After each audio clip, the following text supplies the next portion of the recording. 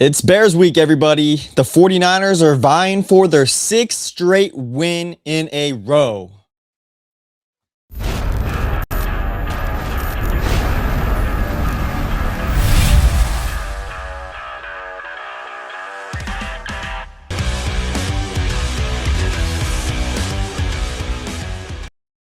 Welcome, everybody, and Merry Christmas. Happy New Year almost. It's December 26th. Welcome back to the First and 49ers podcast.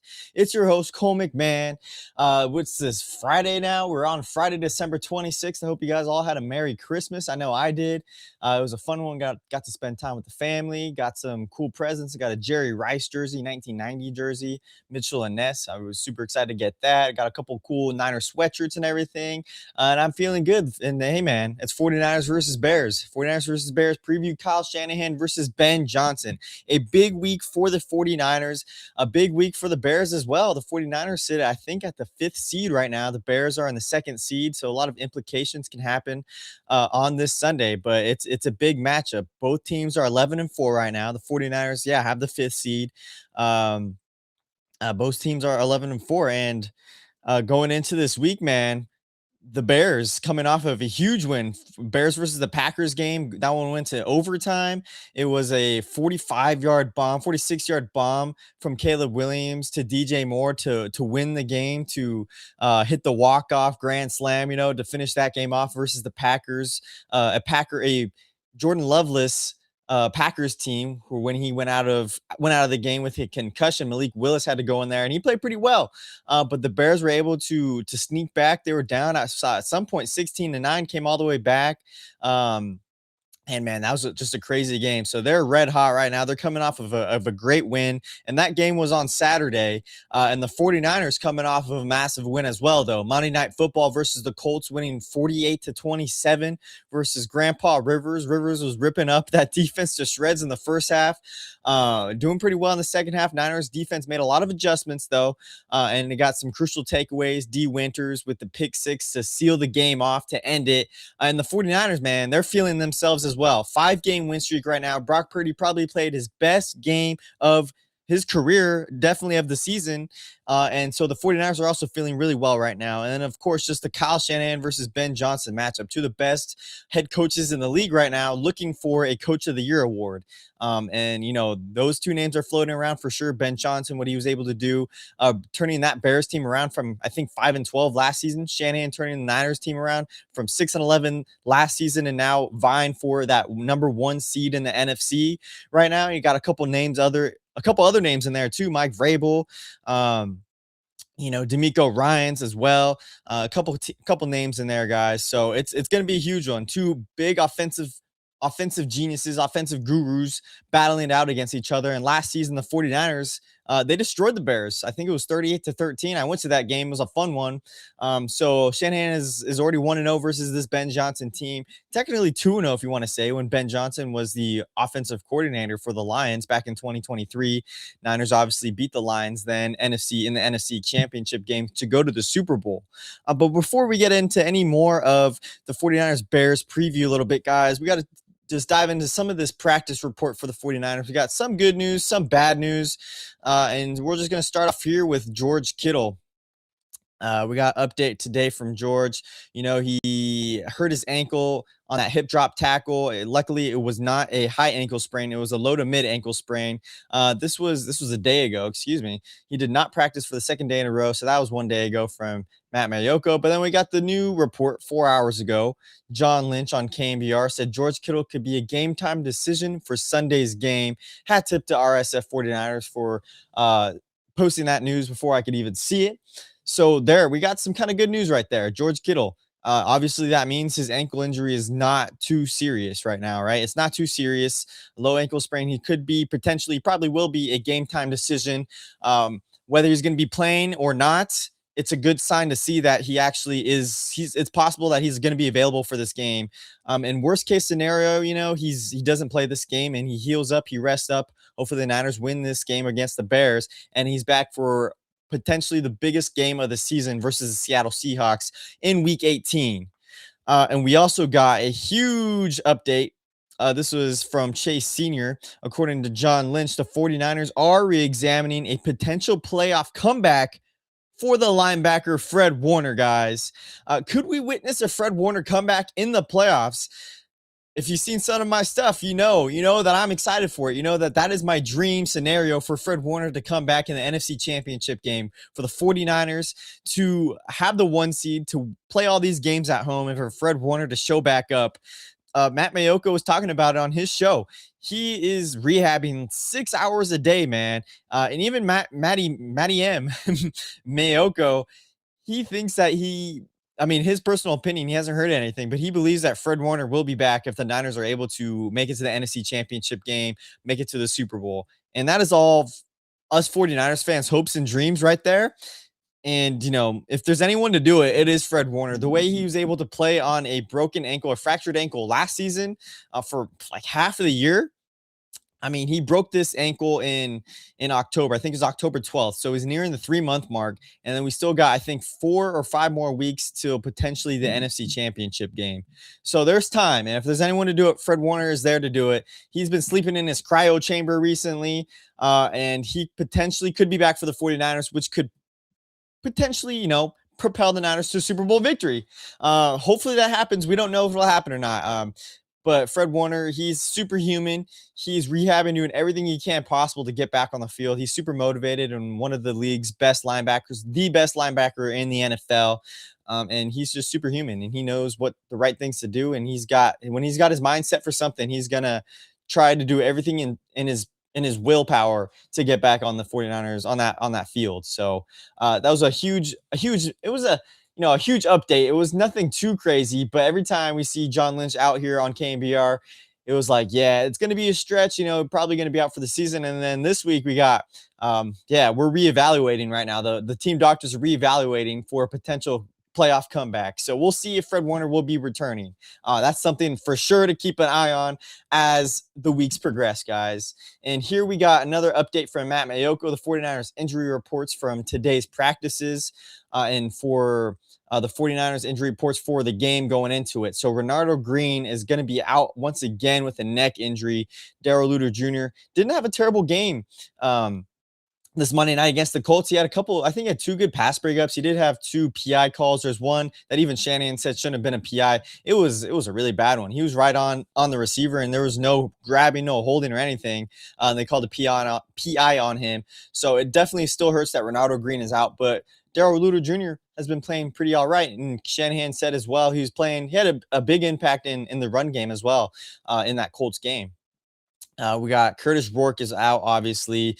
He's just going to be back this season with he came off, of the non-football injury list a couple weeks ago with his ACL injury. So interesting. He's not going to be, this is not for practice reports. This is, for the game day reports. Obviously he's not going to be playing this whole season. So that's a notable one as well. And then questionable, George Kittle with his ankle injury. And then that's what I already said. And then Ricky Pearsall, he is going to be questionable with an ankle and a knee injury still. He's been progressing. I think he practiced every single day this week. I think he was limited both days. This week, I think it was a shorter week for the Niners, obviously, because they played Monday. I think that a walkthrough maybe on Tuesday, and then Wednesday, Thursday, and then Friday, they had some practices. So it's going to be interesting to see if Ricky Pearsall is going to be able to make it or not. He re-aggravated that PCL injury 2 weeks ago against, the Titans game. So he did not play Monday Night Football versus the Colts. And if we have no George Kittle and no Ricky Pearsall in this game, though, guys, that is going to be a potential issue, because Brock Purdy played fantastic with George Kittle on Monday Night Football. George Kittle had his best game of the season. I think 115 total yards, a touchdown, and 7 receptions. And man, George Kittle is Brock Purdy's favorite target when he's out there. And it makes George Kittle so much better. I mean, just so much more productive with Brock Purdy at quarterback, and vice versa. George Kittle out there makes Brock Purdy such a better quarterback. And he feels so confident with him. That connection is just so vital for this 49ers offense. So it'll be a big blow if George Kittle's not out there. But we've still been able to win with George Kittle not out there. So it'll be interesting.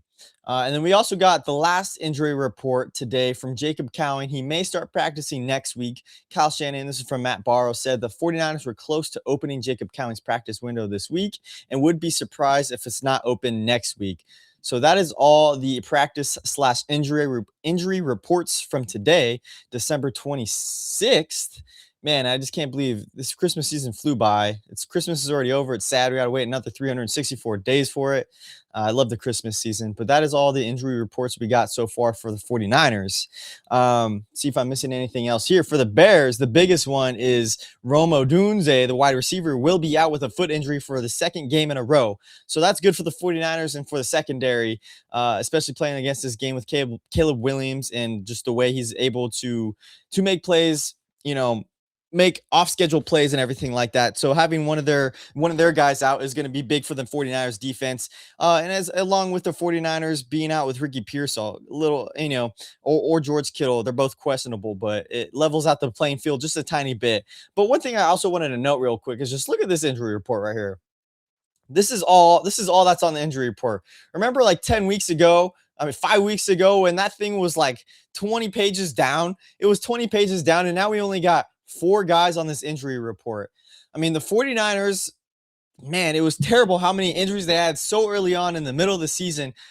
But at the same time, the way they're 11-4 right now, it couldn't have come at a better time. Where now we're seeing a lot of these teams, a lot of guys injured now. The 49ers are now getting a lot of guys back. They're a lot healthier than they were at the beginning of the season, and they're working on all cylinders, especially on this offense with Brock Purdy back in the mix. He has led this team to a 5-game win streak, and man, the 49ers are just on fire right now. And like I said, guys are really injured right now. Jordan Love is out with concussion still for a second week in a row. Josh Allen has a foot injury. I think he's going to be playing, but a lot of these guys, man, they're getting injured and at the worst times for them. A lot of these playoff contenders, 49ers not injured at the right time. They're getting healthier at the right time, and it's fantastic. And, a lot of pain went through it, but to be 11-4 right now, it couldn't have come at a better time for the 49ers if they were to get injured. So that being said, let's get a little bit into the 49ers versus Bears preview. We just got a couple things right here. The Bears, like I said, played against that crazy Packers game. There's a lot of crazy games this past weekend. The Christmas Day games were not that fun. A lot of guys were injured in those couple games. The Cowboys playing the Vikings with Max Brosmer, not a really fun QB matchup there. A lot of guys in in fantasy. In their fantasy playoffs and their fantasy championships, if you guys had Jahmyr Gibbs, he's not injured, but man, I was just something to think about. 1 point put up. So I'm sorry for all you Jahmyr Gibbs fantasy owners out there. To put up 1 point in the fantasy championship, that's got to be terrible, especially how many points he's put up in almost every single week this season. I feel like he's been, a dog. But going into this 49ers versus Bears preview, the 49ers, let's see, the Bears offensive stats right here. Just a couple things I want to talk about because the Bears are really efficient this season on offense. Caleb Williams, the way Ben Johnson has been able to turn around Caleb Williams' career.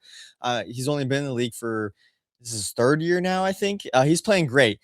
Caleb Williams has 23 touchdowns on the year, 6 interceptions. He's really good at holding on to the ball, really good at protecting the ball, not forcing the ball down the field, and he's able to protect it. He's able to throw the ball pretty accurate. But at the same time, I don't know if this was last game. I think this is his whole entire season. 57.8% completion percentage.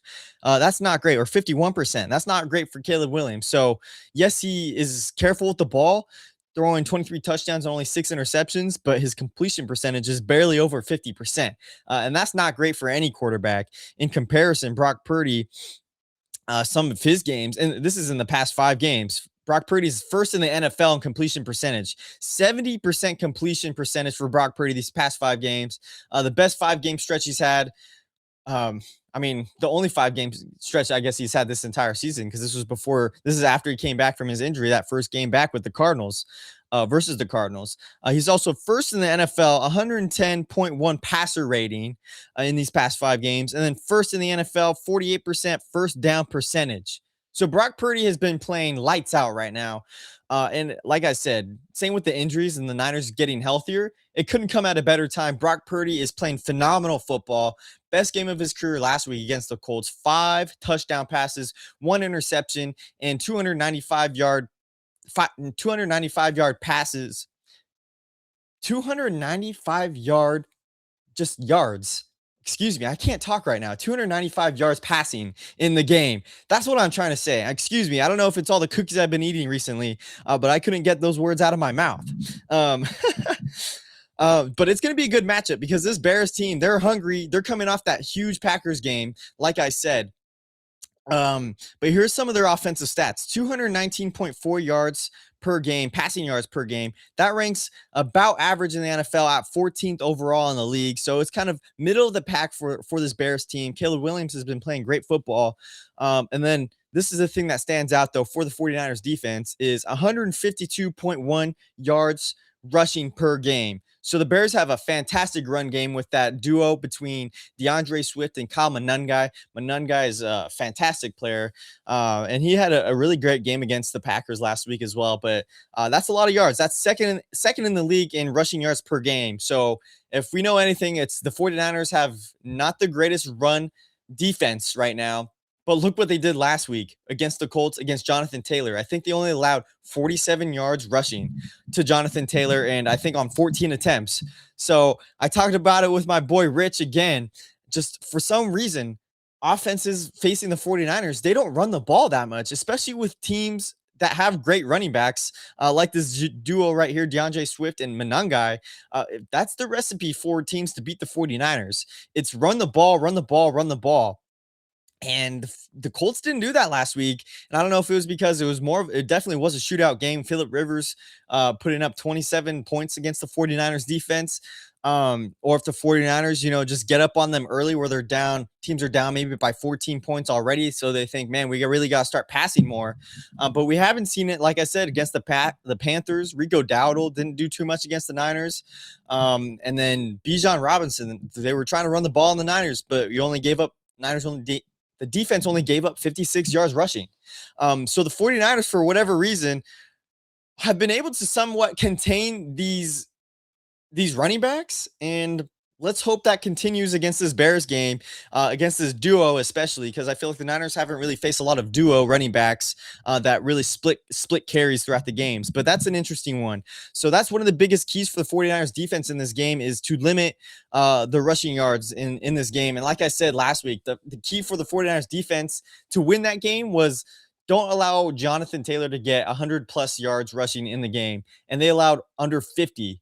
And they they had to somehow try to stop Phillip Rivers in this game because he was going crazy, but they stopped Jonathan Taylor for basically nothing. And I think it was Shanahan talking about it this week too. And this is where the run game just becomes so important because the run game really sets up offenses. It really sets up the pass game for a lot of players, for a lot of offenses. And this is what Shanahan was talking about. It's like teams that have a really good run game, it tends to make their quarterbacks look a lot better. And I don't know if that's kind of a backhanded compliment saying that he doesn't think Caleb Williams is as good as we've been seeing him play. But this is also what Kyle Shanahan said about Caleb Williams too. I think that helps him. I think anytime you give a quarterback a top run game, they all look better. So I think that helps him huge. Caleb, in terms of, Caleb is one of the best throwers, one of the best athletic quarterbacks I've ever seen in terms of his height, weight, and speed. He makes some big time throws, extremely scary on the perimeter. Can hold on to the ball for a while, not in a bad way, but by creating stuff which makes coverages have to hold up forever. And when you have a talented guy like that who's got the speed and the size, usually they get a run game, get some bootlegs and play actions off of it. You limit how many times you got to drop back, and it makes sense why he's playing such high level. That's really where Caleb Williams is at his best. And you see that with a lot of quarterbacks that are mobile. And you see that especially with Brock Purdy too, is here we go. Let me show myself. Caleb Williams is a lot better when the run game is working. So when Monungai is putting up 100 yards a game, when DeAndre Swift is putting up 50 yards a game, and both of those guys are working well, that sets up everything for the bootlegs, the play actions, like Shanahan was saying there. So it wasn't, I don't think, a super backhanded compliment there, but he was saying, hey, yeah, the run game really makes quarterbacks look a lot better, and for a lot of times, it makes them a lot more comfortable if you're able to spread to spread out horizontally. So you're able to, if the run game's working, spread out horizontally, do the bootlegs, and then you can shoot that ball vertically down the field. You get those plays set up. You get those plays set up where it's one on one, or a guy gets open on the play action play. A lot of the times we see that with the 49ers and a lot of these teams that are able to execute it well, and that's what Ben Johnson is able to do week in and week out with Caleb Williams and this Bears offense. So if the 49ers are able to limit this run game to under 100 yards, like I said, I'm going to say the same thing, just like this Colts game. If they are able to limit Monangai and Swift to under 100 yards in this game, it will set up good things for this 49ers defense. It will make Caleb Williams, it will force him to throw the ball. And something I kind of noticed as well in that Packers game versus the Bears is Caleb doesn't do really well under pressure a lot of the time. So if defenses are blitzing and they're getting to him, he gets shaken up a little bit. He gets out of his rhythm. So do not let Caleb Williams get in his rhythm. We saw what Phillip Rivers was doing to the Niners, especially in the first half. The Niners were not able to get to Phillip Rivers at all. The dude, 3-step drop back. He could sit it back there. He could make himself a sandwich. He can make himself an espresso with 2 shots, and he still had time to throw the ball down the field or to find his guy open. The 49ers pass rush was absolutely terrible in the first half, and that's been the issue with this defense for this entire season. They haven't been able to get to the quarterback. Luckily, the Niners were able to make the adjustment in the second half. They were able to sack Phillip Rivers, I want to say 2 times in that game. CJ West, yes, had his first sack of his career, so shout out to him, like we talked about in the post-game show. And then Alfred Collins got to him too with the strip sack. The ball was recovered by the Colts, but I mean, that's the thing. If you're able to put pressure on these quarterbacks, if the Niners defense is able to apply pressure on Caleb Williams, you got to be able to set the edge because, I mean, he's like Kyler Murray out there running the ball. He's similar to Patrick Mahomes a little bit, where he's got a big arm. He'll run if he can. If he needs to, he'll run as well. So the Niners are really, that's the bad thing, is they have to really worry about this run game with DeAndre Swift and Monangai, but at the same time, you have to worry about Caleb Williams and his ability to run as well. And if you're able to stop the run game with the running backs, then you only really have to worry about Caleb Williams running the ball himself if you do get pressure on him. So as long as you're able to set the edge, don't let him beat you around the edge.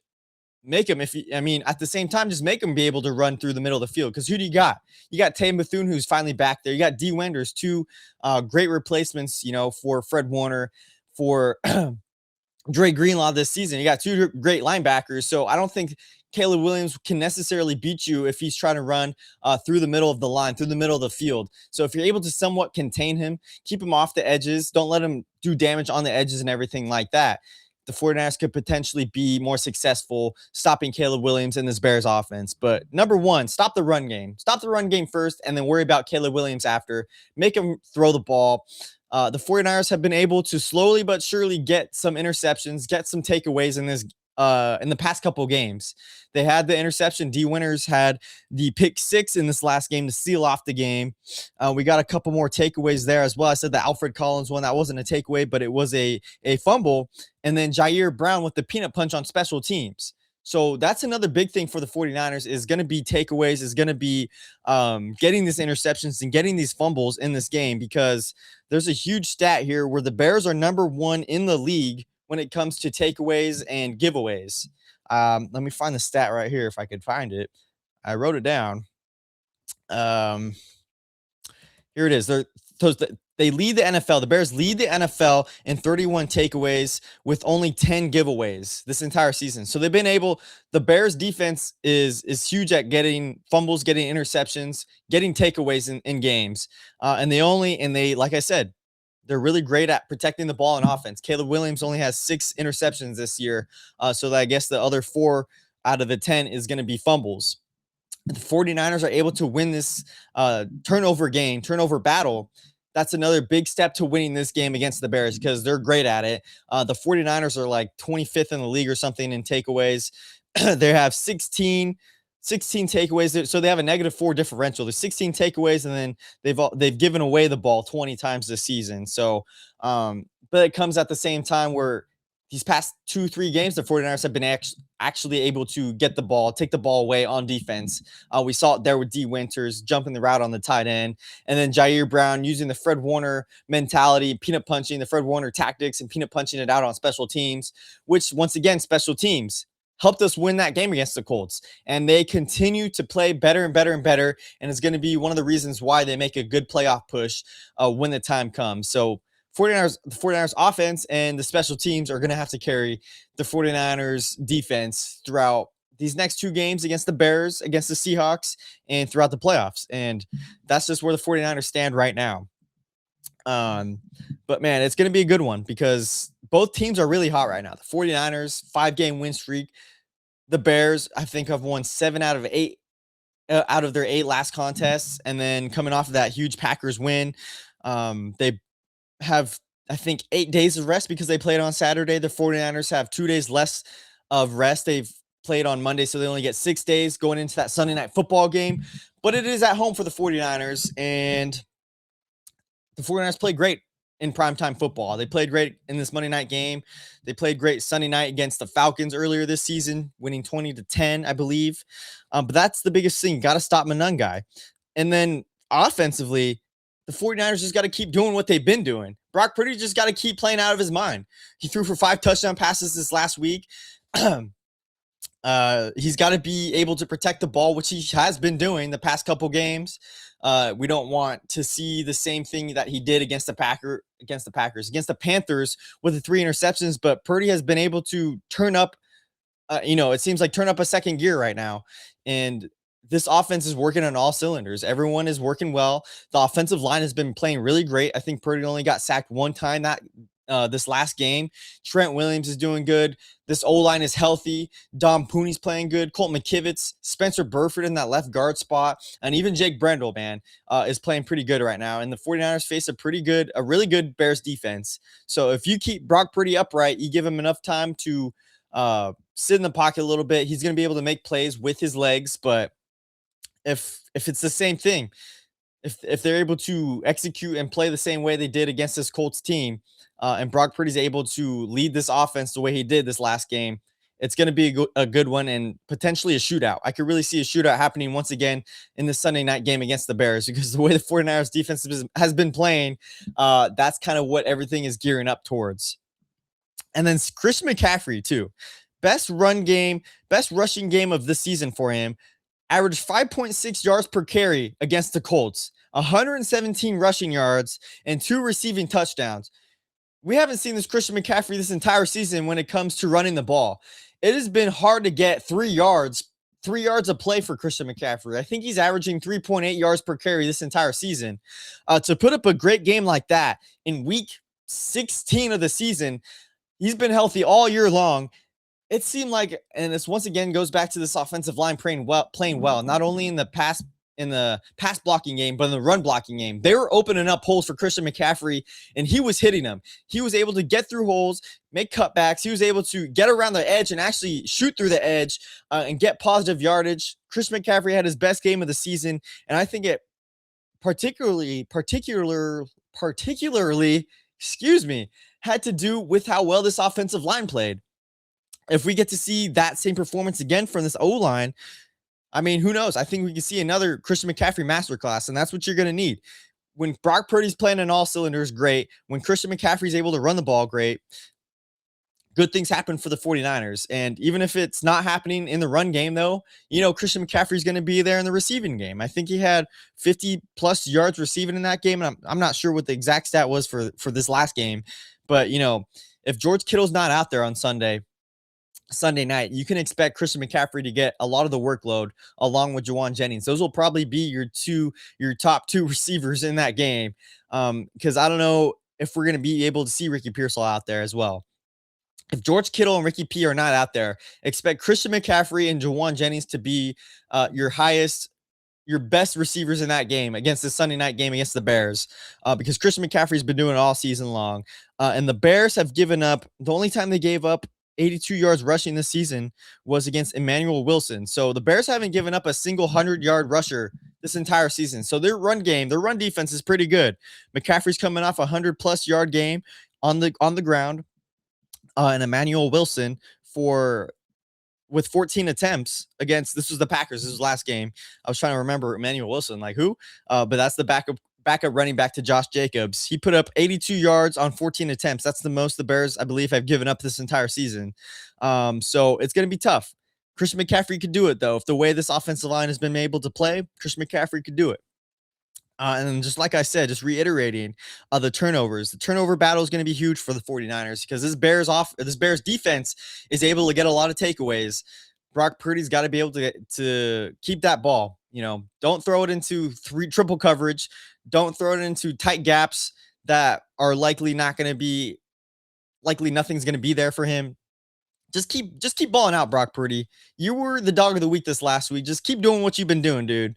And stop Monangai, man. Stop Kyle Monangai and stop DeAndre Swift. That's some of the keys of the game for the 49ers going into the Sunday night football game. Moving over a little bit, I want to talk about Chris McCaffrey because we're on the topic of him right now. He is at 1,000 yards rushing this season, and he is at 849 receiving yards this season as well.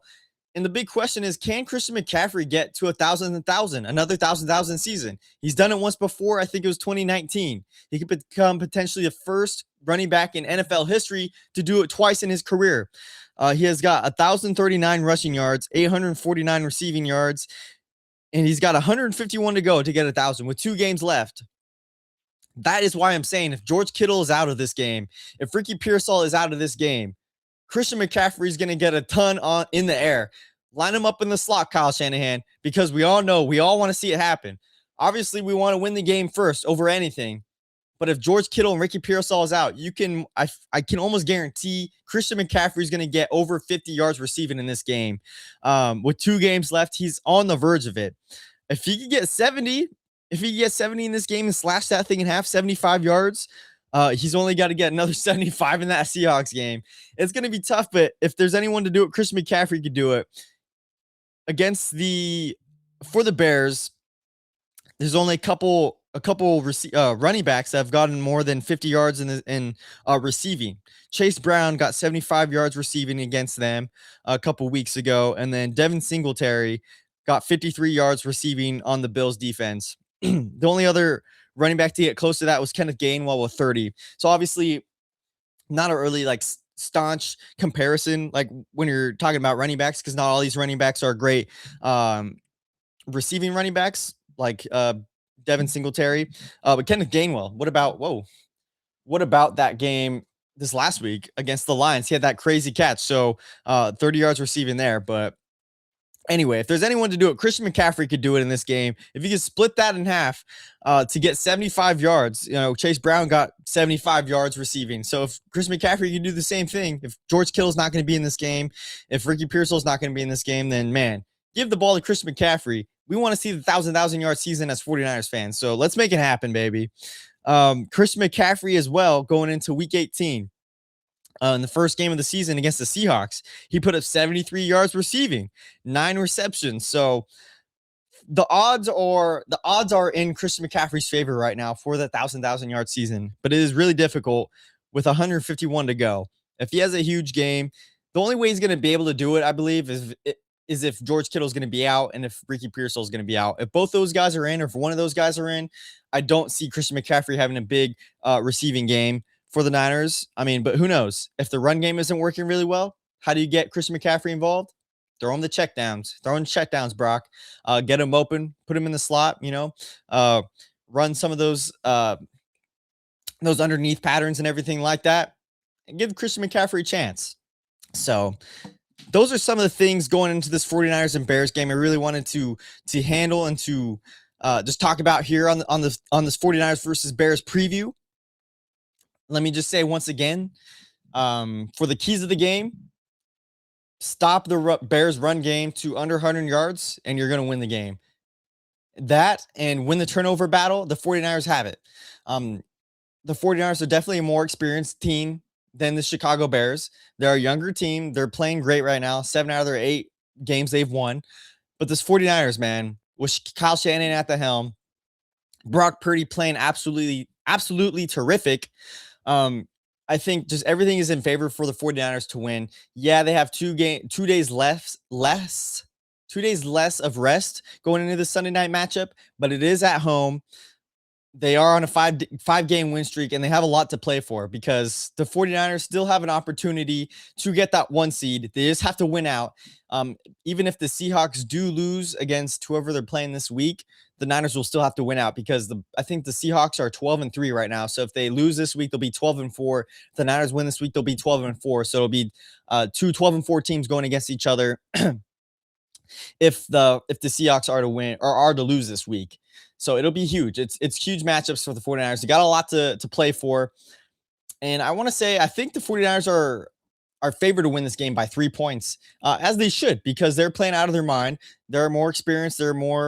They have a lot more veteran presence on this team than this Bears team. Caleb Williams this is his best season he's had so far. Ben Johnson really turning things around for this Bears franchise, quite frankly. But I really do believe Kyle Shanahan and Brock Purdy and this 49ers offense is going to be able to put this Bears team away. And it's not going to be easy because we get into my score prediction. It's going to be a shootout. I really do believe that. I got the 49ers, though. I got them winning 34-29. Brock Purdy is going to throw 3 touchdown passes, and Christian McCaffrey will have 1 rushing touchdown. And there will be 1 forced fumble in this game. I really do believe that. And it's going to be another peanut punch. I don't know if it's going to be on defense or special teams, but I got a feeling the Niners are going to get a takeaway. I don't think it's going to be in the air the way Caleb Williams has been able to protect the ball and be smart with his passes that he makes. So I really believe if the Niners get a takeaway in this game, it's going to be a fumble. And I think it'll be either special teams or defense. I can't say for sure, but that's my hard hit. My hot take. I think the Niners will get a fumble in this game, and I got the Niners winning 34-29. Now, just a little bit, I want to get into, we already got into that. Here is the rooting list from Nick Wagner going into week 17, guys. So for the 49ers, let's say if they end up losing this game and everything, this is to ensure the Niners they don't get anything worse than a 6 seed. So a Green Bay loss to Baltimore on Saturday would ensure the Niners can do no worse than the number 6 seed in the playoffs. That's going to be a tough one. It's going to be Malik Willis versus Lamar Jackson, potentially Lamar Jackson. I think he didn't practice today or yesterday, so I don't know if he's going to be playing in that game or not. But if Lamar Jackson's in, we could see Green Bay losing, which would be huge. The Niners couldn't do any worse than the 6th seed in the playoffs. And then a San Francisco win plus a Carolina win versus Seattle. So that's who Seattle's playing this week. The Panthers would vault the Niners into the top seed this weekend. So we'd be in the driver's seat in the 1 seed right now if the Seahawks were to lose against the Panthers. And then we just have to keep it going into week 18 by beating the Seattle Seahawks, though they still have to win next week's game. And then Seattle loss would put the Rams back in the play for the 1 seed as well. So the path for the Rams to get back to the top spot involves getting 2 wins plus a specific combination of losses by Seattle, the 49ers, and Chicago, since SF plays both teams. So the Rams play Monday versus the Falcons and then closes with Arizona. So as long as, obviously we want the Niners to win the 1 seed, but I don't know if the Niners weren't to get the 1 seed, I don't know if we want the Seahawks to have it or the Rams. Maybe the Rams, because if the Niners were in the playoffs and were to play the Rams, playing them in Levi's South doesn't sound too bad. I don't want to be playing in Seattle at this time of year. It could probably be raining. So that's the only thing. If the 49ers were not to get the 1 seed, I think we do want the Rams as much as, I don't want to be rooting for them, but the Rams, just because of who they got, what their stadium is, and that's a dome, and 49ers fans always turn up at that stadium. So that is the rooting list for this week 17, guys. And then just the last thing before we go, I just want to show this Jake Tunges touchdown. This would have been touchdown. And if, if George Kittle isn't in this game, we could expect, I feel like, a lot more of this Jake Tunges out here. The catch that should have been, Shanahan should have thrown the red flag out there. The Niners still scored a touchdown after this, but man, just inside the 10 as the chains keep moving for the 49ers. They're going to evade the pressure, roll out to the right. He's looking. Getting some room. End zone shot. Back of the end zone. The toe drag swagged by Tunges. Out of bounds. And they're going to call it out of bounds. I mean, he is something. You're I mean, down that was here a catch all the these way. 3 points That- are really that's important. something that and Devontae boy, Adams does. That's was something that closer than I Jamar thought. Chase I does. think it's a matter of whether And or not that's it's something right that Jake foot. Tonjes does, man. And it wasn't called a touchdown. I feel bad for Jake Tonjes. He should have got I think that would have been his first touchdown since, I don't know, week 4. It's been a long time coming for Jake Tonjes, but at the same time, if George Kittle isn't out there, the 49ers do not have to worry that much about tight end production because Jake Tonjes is a great receiving tight end. And then things could go a little sideways in the run game because Luke Farrell would be backing up George Kittle as well, obviously in the run game, but George Kittle is just such a good run blocker or run blocker that that's the one thing that could really hurt, especially for the 49ers offense going in this week if George Kittle's not out there. But on the receiving side of things, I mean, Jake Tonjes steps up right away and steps into George Kittle's shoes and performs. He performs well. So it wouldn't be as big of a blow if George Kittle's out on the receiving side of things because Jake Tonjes can hold it down. Luke Farrell can block good enough for the most part, but George Kittle, hopefully he's going to be healthy. If it is a game time decision, do we want George Kittle to sit out this game against the Bears and be healthy enough to go for the Seahawks game? It's a tough one. I'd say I was going back and forth. Originally, I was saying I think we should just keep George Kittle out, get him ready to go for that Week 18 game. But he was playing, he was practicing this week, and he's going to be a game time decision. So if he feels good enough, let him play against this Bears game because it's going to be huge. Just his impact in the run game as a whole. If he's not even a factor in this receiving game for the 49ers, his impact in the run game is just huge for Christian McCaffrey and for these holes and for this offensive line. So I want George Kittle playing this Sunday. If he's healthy enough to go, I think he's going to be doing everything he can to be playing in this game. If not, then we got to rely on Luke Farrell and Jake Tonjes. But that's just my thoughts on George Kittle. So if he is healthy enough, I expect him to be playing, and I don't expect him to be a huge target in this game if he is, but in the run game, he's going to be huge blocking for the Niners. So that is my big preview, I guess you could say, for the 49ers versus the Bears, guys. I'm going to go to this game, Sunday Night Football. I'm going to the next 2 games, actually, back-to-back weekends. So I will be there Sunday Night Football against the Bears. So hopefully, I hope to see some of you guys there if you're going to be joining. Maybe we could meet up, take a photo, be cool, post you guys on my story. But I will be at the game, so I can't guarantee a whole bunch of updates during the game because I'll be watching it. So I won't be as active on Instagram during the game. Hopefully I'll be able to put out a episode after the game as well. It will not be live for the most likely. I'll probably just do a recorded podcast like this one. I'm doing this one recorded as well because I got some company coming over as well too. So I had to make a video for this 49ers preview, guys. But yeah, I will be going to the Bears game. It's going to be a fun one. Hopefully it's not raining, but it's going to be fun. Hopefully I'll catch up with Fade Kyle Shannon. I think he was going to be going to the game. So hopefully I get to see Coach there.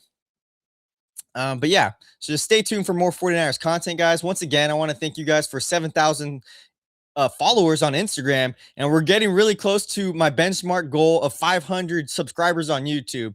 So before the end of this episode, guys, just please make sure to subscribe to First and 49ers on YouTube. Leave a comment, leave a like. Make sure to go follow me on Instagram, on X, and on TikTok. And thank you guys so much for supporting. It means a lot. I love all you guys out there, and I love doing it for you guys. It's a fun thing to do.